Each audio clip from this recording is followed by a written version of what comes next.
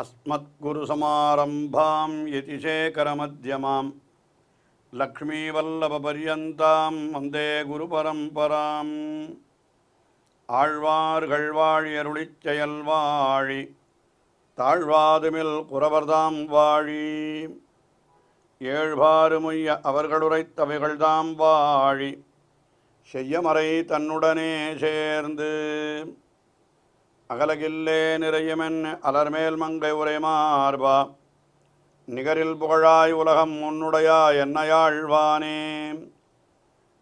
நிகரில் அமரர் முனிக்கணங்கள் விரும்பும் திருவேங்கடத்தானே புகழுன்னில்லாவடியேன் உன்னடிக்கீழமர்ந்து புகுந்தேனே அகில புவன ஜன்மஸ்தேம பங்காதிலீலே வினத விவிதபூதௌராதரக்ஷைகதீக்ஷே ஸ்ருதிசிரசி விதீப்தே பிரம்மணி ஸ்ரீனிவாசே பவது மம பரஸ்மின் ஷேமுழி பக்திரூபாம். பற்பல திவ்யதேசங்களிலே எழுந்தருளிருக்கின்ற எம்பெருமான்களை எல்லாம் தம்முடைய அற்புதமான ஸ்தோத்திரங்களாலே மங்களாசாசனம் செய்கின்ற வேதாந்த தேசிகன் தம்முடைய திருவுள்ளத்திற்கு மிக மிக உகந்த திவ்யதேசமான திருவகீந்திரபுரம் என்கிற திவ்யதேசத்திலே எழுந்தருளியிருக்கக்கூடிய தேவநாயகன் என்கின்ற எம்பெருமானை துதித்து 2 ஸ்தோத்திரங்களை அருளி செய்திருக்கிறார். இந்த ஸ்தலத்திலேயே பல வருஷங்கள் வேதாந்த தேசிகன் எழுந்தருளியிருந்ததாக அவருடைய சரித்திரம் சொல்லுகிறது. அப்படிப்பட்ட இந்த திவ்யதேசத்திலே எழுந்தருளியிருக்கிற எம்பெருமான் தேவநாதன், தெய்வநாயகன், தேவநாயகன் என்றெல்லாம் வழங்கப் பெறுகின்றான். அவனை குறித்து அருளி செய்யப்பட்ட 2 ஸ்தோத்திரங்களுக்குள்ளே ஒன்றுதான் தேவநாயக பஞ்சாஷத் என்பது. 50 ஸ்லோகங்கள் கொண்ட ஸ்தோத்திரம் இது. அதனால் அதற்கு பஞ்சாஷத் என்றே பெயர் ஏற்பட்டது. அப்படிப்பட்ட இந்த ஸ்தோத்திரத்திலே முதல் சில ஸ்லோகங்களாலே அந்த தேவநாயக பெருமானுடைய பெருமைகளையெல்லாம் அனுபவித்தவர். அதற்கு பிறகு 16ஆம் ஸ்லோகம் தொடங்கி அவனுடைய திவ்ய மங்கள விக்கிரகம், அதில் இருக்கக்கூடிய ஒவ்வொரு அவயவத்தையும் மிக அழகாக ஒரு ஸ்லோகத்தாலே வர்ணித்து கொண்டு வருகிறார். அதிலே இப்பொழுது நாம் 22வது ஸ்லோகத்தை அனுபவிக்கவிருக்கிறோம். இந்த 22வது ஸ்லோகத்திலே எம்பெருமானுடைய திருக்குண்டலங்கள் அது வர்ணிக்கப்படுகின்றன. அதாவது காதிலே அணியக்கூடிய அந்த ஆபரணத்திற்கு குண்டலம் என்று பெயர். அப்படிப்பட்ட அந்த குண்டலம் சாதாரணமாக எப்படி இருக்கும் என்னால் அந்த காலத்தில் எல்லாம் மகர குண்டலம் என்றே சொல்லுவார்கள். அதாவது மீன் வடிவிலே அந்த குண்டலமானது அமைந்திருக்கும். அது பார்ப்பதற்கு மிக அழகாக இருக்கும். அது மீன் வடிவிலே அமைந்திருக்கும் அந்த குண்டலம் என்கின்ற ஆபரணம். அதனால்தான் அதற்கு மகர குண்டலம் என்றே பெயர் ஏற்படுகிறது. மகரம் என்றால் மீன். மீன் வடிவிலே அமைந்திருக்கக்கூடிய குண்டலத்தை அணிந்திருப்பவன் என்பது. இன்னும் சொல்லப்போனால் ஒரு திவ்யதேசத்திலே எழுந்தருளிருக்கின்ற எம்பெருமானுக்கு திருநாமமே மகர குண்டலன். மகர குண்டலத்தை அணிந்திருப்பவன் மகர நெடுங்குழை காதன் என்று மிக அழகாக தமிழிலே அவனுக்கு திருநாமம். அது தென் திருப்பேரை என்கிற திவ்ய தேசம். அதாவது ஆழ்வார் திருநகரி அதற்கு பக்கத்தில் இருக்கக்கூடிய ஒரு திவ்ய தேசம். அது திருநெல்வேலி மாவட்டத்திலே இருக்கக்கூடிய ஒரு திவ்ய தேசம். அது நம்மாழ்வாராலே மங்களாசாசனம் செய்யப்பட்ட திவ்ய தேசம். அந்த திவ்ய தேசத்திலே எழுந்தருளிருக்கின்ற எம்பெருமானுக்கு மகராயத குண்டலகா என்று அவனுக்கு அப்படியே திருநாமம். மகர நெடுங்குழை காதன் என்று அவனுக்கு அப்படி திருநாமமே அமைந்திருக்கிறது. எம்பெருமான் என்றால் அவனுடைய காதுகளிலே குண்டலம் அணிவது, அந்த குண்டலம் மீனினுடைய வடிவிலே இருப்பது என்று இதையெல்லாம் வைத்து அந்த திருக்குண்டல வர்ணத்தை இங்கே செய்கிறார், வர்ணனத்தை செய்கிறார். அதாவது இங்கே இந்த திருவகீந்திரபுரத்திலே எழுந்தருளிருக்கின்ற தேவநாயகனுடைய அந்த திருமேனி அழகு, அதை இந்த 22வது ஸ்லோகத்திலே வர்ணிக்கிறார்.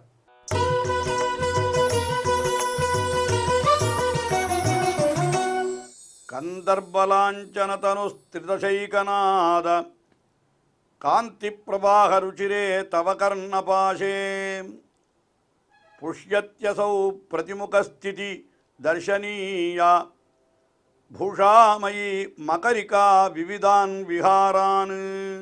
இவனுடைய திருக்குண்டல காதுகள், அதாவது தேவநாயகனுடைய திருக்குண்டல காதுகள் அவை எப்படி இருக்கின்றன? முதல்ல அவனை சொல்கிற பொழுது திருதசைகநாதா என்று சொல்லுகிறார்.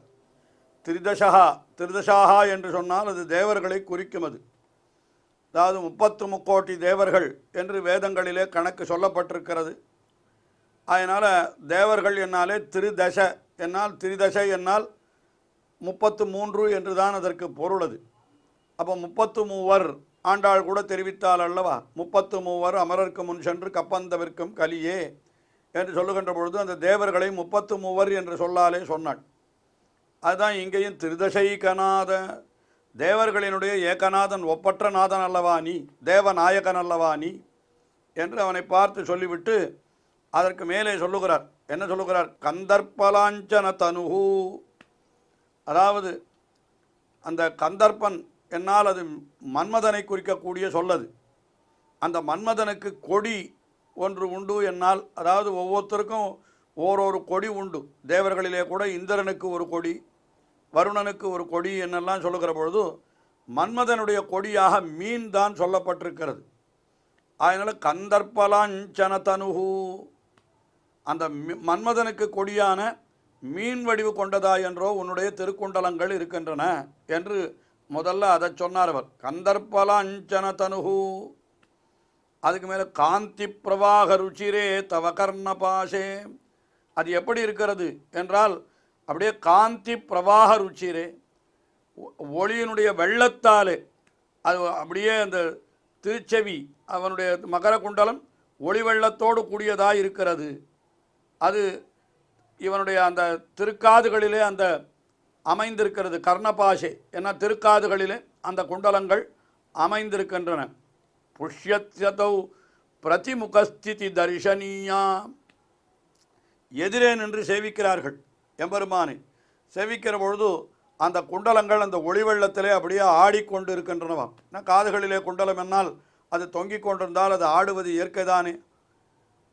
திருமங்கை ஆழ்வார் கூட அவனை வர்ணிக்கிற பொழுது மைவண்ணனருங்குஞ்சி குழல்பின் தாழ மகரம் சேர்குழை இருபாடிலங்கியாட என்று எம்பெருமானுடைய அந்த திருக்குழல் கற்றை, அதற்கு பக்கத்தில் இருக்கக்கூடிய அந்த மகரம் சேர்குழை என்னால் மகர குண்டலங்கள் அது அப்படியே ஆடுகிறது என்று, அது இருபாடு இலங்கி ஆட என்று அவர் அனுபவித்தார்.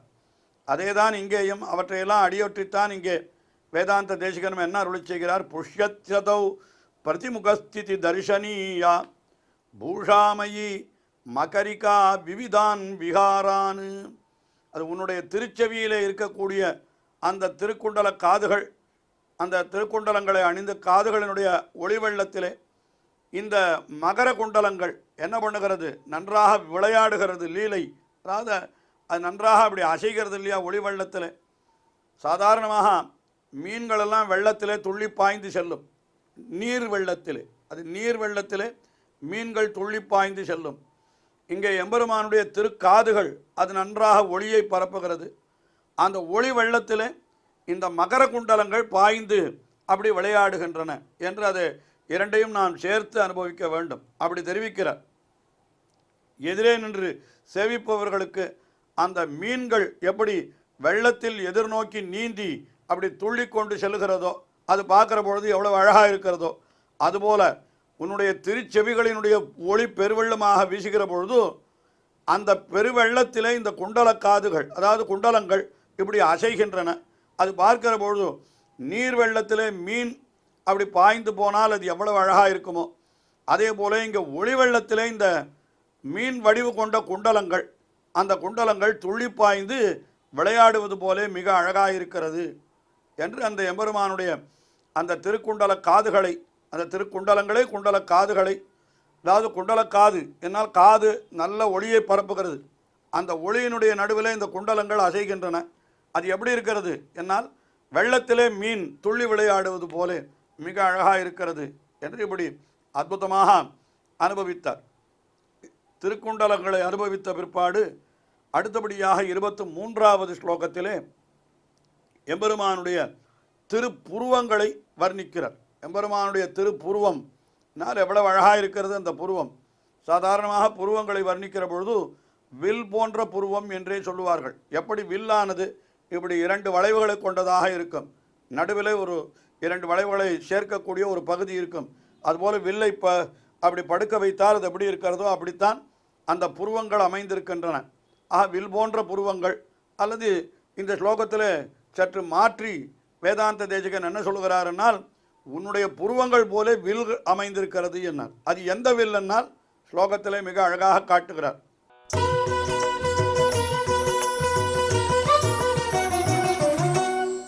நேதும் சரோஜ வசதிஹி நிஜமாதிராஜ்யம் நித்யம் நிஷாமயதி தேவபதே ப்ருவௌதே ஏவம் ந சேத் அகில ஜந்து விமோகனார்ஹா கிம் மாத்ருகா பவதி காமசராசனஸ்யா. காமசராசனன் அதாவது மன்மதனுக்கு இன்னொரு பெயர். அவன் காமசரங்கள், அதாவது காமசராசனன்னா மன்மதனுடைய வில். அது எப்படி இருக்கு? மன்மதனுக்கு கையிலே ஒரு வில் இருக்கிறதான். அந்த வில்லை கொண்டு தான் புஷ்பங்களை எல்லாம் அம்புகளாக வைத்து, அவனுக்கு பஞ்சபாணன் என்று பெயர், கரும்பை வில்லாக வைத்திருக்கிறான். கருப்பு வில் மலர்கணை காமவேள் என்றெல்லாம் கூட ஆண்டாள் அருளி செய்தாள் நாச்சியார் திருமொழியிலே. கரும்பை வில்லாக கொண்டு மலர்களை கணைகளாக கொண்டு அவன் தன்னுடைய செயல்களை செய்கிறான் என்று இதெல்லாம் ஏற்கனவே புராணங்களிலே, இதிகாசங்களிலே, இன்னும் காவியங்களிலே இதெல்லாம் தெரிவிக்கப்பட்ட விஷயம்தான். அதை சொல்லுகிறார் இந்த இடத்துல.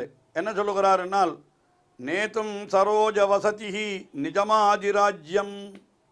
அதாவது பிரம்மாவானவன் தன்னுடைய படைப்பு தொழிலை செய்ய வேண்டும். சரோஜ வசதிஹி என்னால் என்ன?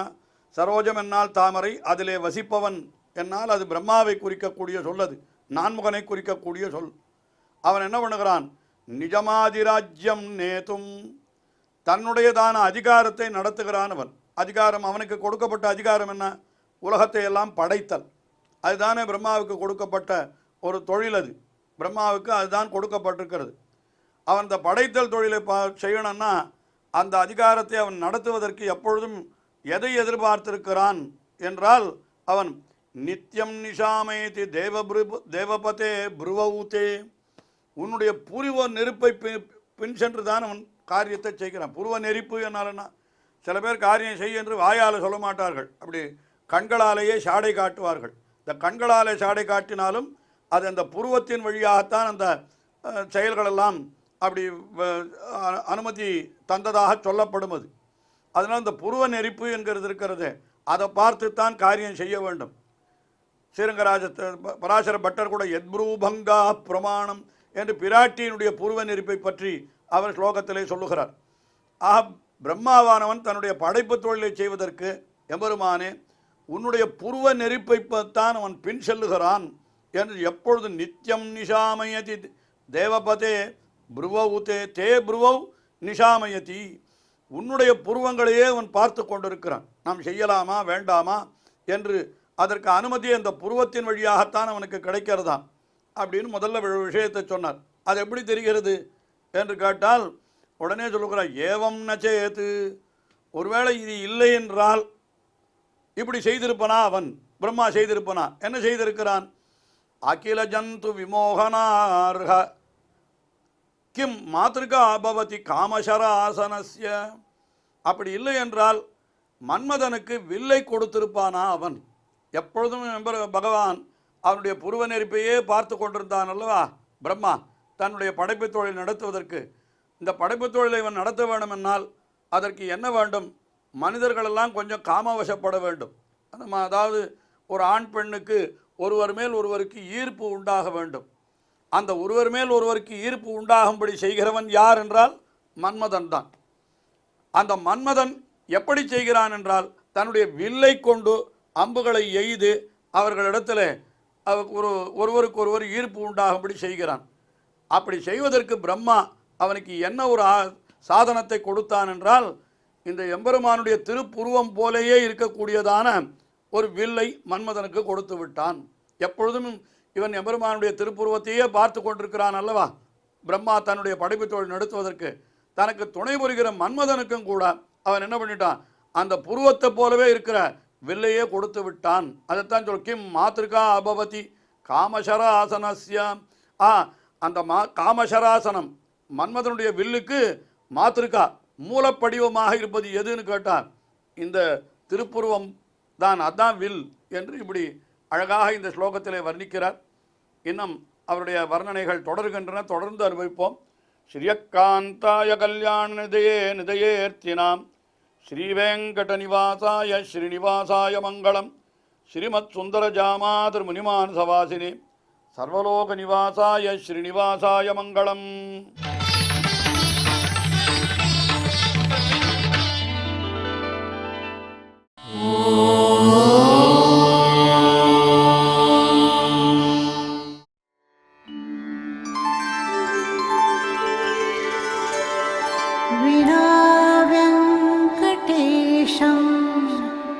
ननाथो ननाथः सदा वेङ्कटेशं स्मरामि स्मरामि. हरे वेङ्कटेश प्रसीद प्रसीद. प्रियं वेङ्कटेश प्रयच्छ प्रयच्छ.